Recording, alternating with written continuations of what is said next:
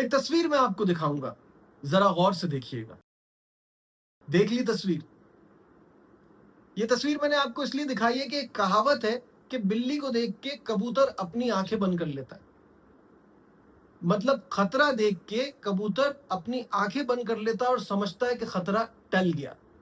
तो जो लोग ये कहते थे कि आप इस टीम को क्रिटिसाइज क्यों करते हैं, इनको बैक क्यों नहीं करते, आप क्यों सोच रहे हैं कि बांग्लादेश से हार जाएगी, आप क्यों सोच रहे हैं कि डब्ल्यूटीसी में आगे नहीं जा सकती, तो मैं आंखें बंद नहीं कर सकता, क्योंकि पिछले 6-7 साल से जो हो रहा है मुझे ये खतरा दिखाई दे रहा था। ये समझ आ रहा था कि हमारी क्रिकेट का यही हाल होना है। पाकिस्तान जिसकी लेगेसी फास्ट बॉलिंग थी, आज ये नौबत आ गई है कि हमारी बॉलिंग बिल्कुल टूथलेस नजर आती है।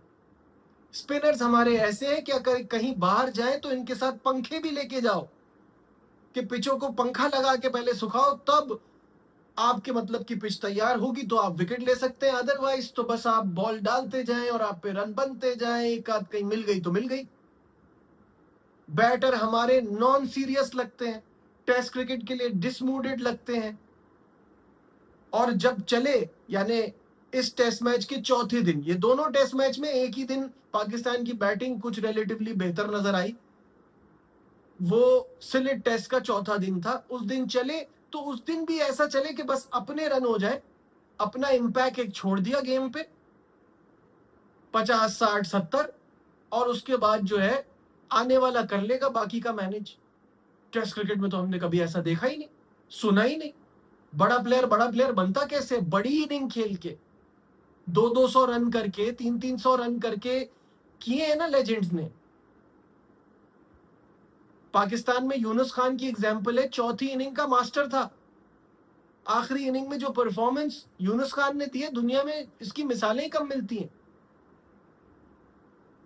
इंजमामुल हक, इंडिया में सचिन तेंदुलकर, विराट कोहली, सौरव गंगुली, ये सब, लक्ष्मण, और कितने नाम हैं। सुनील गावस्कर का नाम कैसे भूल सकता हूं, यहाँ जावेद मियांदाद का नाम कैसे भूल सकता हूं। ये डट जाते थे, लड़ जाते थे। ऐसे थोड़ी कि प्लेट में रख के दे दिया है, फीलिंग ही नहीं आ रही, बोर होके आउट हो रहे हैं ऐसा लग रहा है, सीधी सीधी बॉलों पे बोल्ड हो रहे हैं, सुई पे खेल रहे हैं फॉर नो रीजन, कट मार रहे हैं हाफ हार्टेडली, कुछ सेंस ही नहीं नजर आ रही। को मतलब कोई मकसद होता है ना एक बैटिंग के पीछे, वो नजर नहीं आ रहा था। इस मैच में मैं कहूंगा पूरी जान मारी, लेकिन it was too little too late. पहली इनिंग में जो आपने लीड लेने वाली पोजीशन से लीड दे दी, और फिर बांग्लादेश से आपने जो दूसरी इनिंग में इतने सारे रन बनवा दिए, उनके बैटर्स क्या खाकर आए थे भाई? एक बार फिर मैं क्लियरली कह दूं, क्योंकि मेरी इन बातों से शायद बांग्लादेश से जो लोग देख रहे हैं वो समझ रहे हैं कि उनकी तारीफ नहीं हो रही, आपकी बिल्कुल तारीफ हो रही है। जैसे आपके प्लेयर्स खेल रहे हैं, इस पे जितनी तारीफ की जाए कम है। जैसी कमिटमेंट शो कर रहे हैं, जैसी बहादुरी दिखा रहे हैं, taking nothing away from Bangladesh, लेकिन हम लोग भी उतनी ही बुरी क्रिकेट खेल रहे हैं। हमारी क्रिकेट का ग्राफ नीचे आ रहा है और आपका ऊपर जा रहा है। इस वक्त पाकिस्तान फिर आखिरी नंबर पर है। और बातें शाहीन का सीरीज से पहले था, डब्ल्यूटीसी का फाइनल, क्या सेल्फ एनालाइज नहीं करते, चीजों को देखते नहीं है? आप कैसे ये बातें कर सकते हैं कि हम डब्ल्यूटीसी का फाइनल खेलेंगे? टॉप 4 में आना आपके लिए बहुत बड़ी अचीवमेंट होती। अब तो खैर गया, पहले मैच हारे, फिर उसके बाद 8 पॉइंट स्लो ओवर रेट के दे दिए, उसके बाद ये वाला मैच भी हार गए। इन दोनों मैचेस के बाद आप किससे जीत सकते हो ये बता दो इस साइकिल में। अब तो सारी दुनिया को आपकी वीकनेसेस खुलकर पता चल गई हैं। अब तो वेस्ट इंडीज में भी वो ग्रीन टॉप विकेट बनाएंगे, उनके पास एक नाइद राना तो नहीं है, उनके पास तो 3-3 है।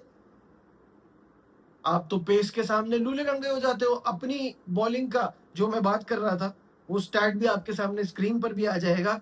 पाकिस्तान पेस प्रॉब्लम, पाकिस्तान की pace bowling average since 2022 is 37.32, only above Ireland.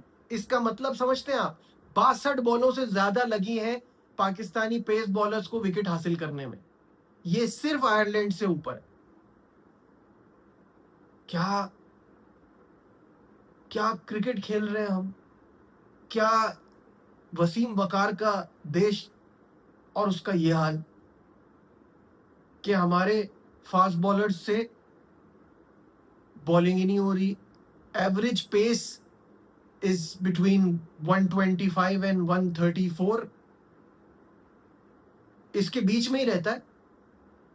और आखिरी दिन पे जाके जो बॉलिंग लास्ट मोमेंट पे हो रही थी वो तो 117 119। Very disappointing. किस तरह से इस टीम में बेहतरी आएगी, किस तरह से हम चीजों को सीरियस लेंगे, ये मुझे तो इस वक्त समझ नहीं आ रहा। ये हमने फास्ट बॉलिंग की बात कर ली, स्पिनर्स पे आ जाइए। पहले क्या होता था, आपके फास्ट बॉलर्स जो है वो आते थे, जोर डालते थे, अर्ली ऑन विकेट्स लेते थे, फिर आपके स्पिनर्स तंग करते थे। अब तो हमारे स्पिनर्स को बांग्लादेशी बैटर्स तंग कर रहे हैं। हाँ, 4 लगातार टेस्ट मैच हो गए, 4 लगातार टेस्ट मैच हो गए। ये बंगला वॉश हमें भूलेगा नहीं। पहले उन्होंने 2024 में पाकिस्तान में आकर आपको हराया। उस वक्त हमने ये एक्सक्यूज दिया कि हमारी थोड़ी डिफेंसिव माइंडसेट था, हमने इस तरह से पिचेस बनाई, वो हमें ही पड़ गई, हमें ये नहीं करना चाहिए था। यहाँ क्या हुआ, इस पिच में तो कुछ भी नहीं था। सिलेट टेस्ट में तो आखिरी दिन तक जैसे बैटिंग हो रही थी, कुछ भी नहीं था। आज 121 रन इनको चाहिए थे, 3 विकेटें उनको चाहिए थी।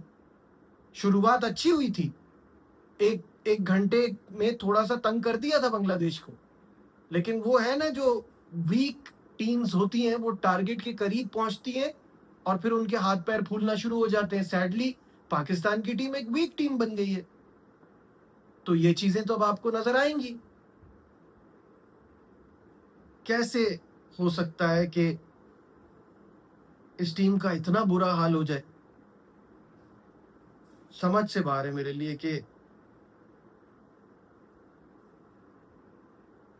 पाकिस्तान टीम के लिए अब बहुत जरूरी है कि पाकिस्तान क्रिकेट बोर्ड को बड़े सख्त फैसले करने पड़ेंगे। आपको डोमेस्टिक क्रिकेट को बोल बोल के थक गए, इज्जत देना होगी। आपको अपने वाइट बॉल के क्रिकेटर्स को अलग और रेड बॉल के क्रिकेटर्स को अलग करना होगा। स्पेशली आपको अपने फास्ट बॉलर्स को, ऑब्वियसली जाहिर है लीगों का टाइम है, कोई भी नहीं चाहेगा कि वो जो अपॉर्चुनिटी पैसा कमाने की है वो उसकी मिस हो, तो आपको उनको अच्छे कॉन्ट्रैक्ट्स देने पड़ेंगे। अच्छे तेज बॉलर्स को आपको अलग आइडेंटिफाई करना होगा फॉर टेस्ट, जो लंबी बॉलिंग करा सके। ऐसे बैटर्स को अलग करना होगा। फिर आपकी सिलेक्शन का क्राइटेरिया क्या है वो डिफाइन करना होगा।